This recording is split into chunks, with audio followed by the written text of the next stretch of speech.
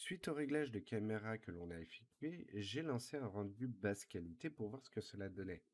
Tu peux voir que le cadrage est plutôt bon, que le taux d'exposition qui rentre dans la caméra est tout à fait correct, bien qu'il pourra être modifié par la suite. Et tu peux constater au fond de ton image et proche de la caméra un flou issu de la profondeur de champ.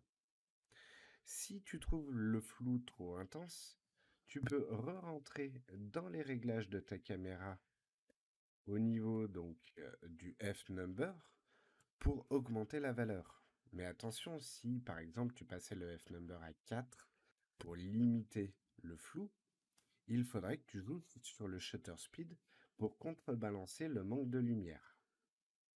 Le rapport entre les deux est à peu près le même, c'est-à-dire que si tu doubles le f-number, tu vas devoir diviser par 2 le shutter speed.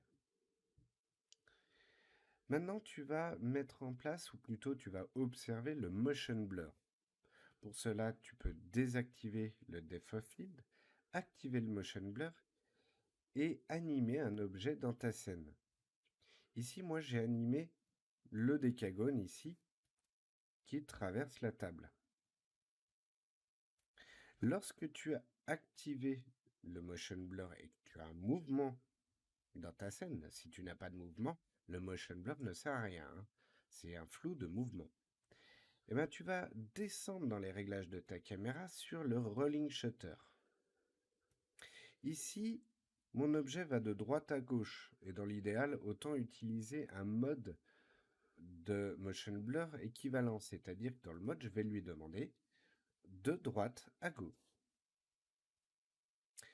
Puis, avec la duration, tu vas augmenter ou diminuer l'effet du motion blur.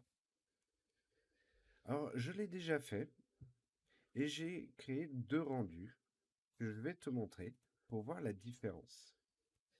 Donc ici, j'ai mon premier, normalement, je vais l'activer, voilà. Et je vais activer la comparaison entre ma deuxième image et ma troisième, qui sont les deux images avec des motion blurs différents. Tu peux constater une variation du motion blur. À gauche, c'est l'image avec peu de motion blur, à droite, c'est l'image avec beaucoup de motion blur. Et si on zoome, tu te rends compte qu'il y a un décalage créé par l'épaisseur du flou ici, des limites, qui montre vraiment la différence entre les deux.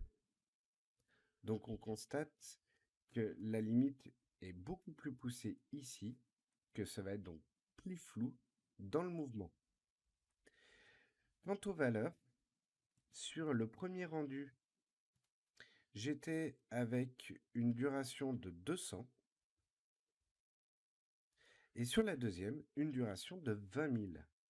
Donc plus tu veux que l'effet de mouvement, de flou de mouvement se voie, plus tu vas augmenter la valeur de duration, en gros de durée. Tu vas faire durer le motion blur plus longtemps. Il faut savoir qu'en théorie, le shutter speed joue aussi sur le motion blur, puisque c'est la vitesse d'obturation, plus il va rester ouvert longtemps, et plus le flou va être important.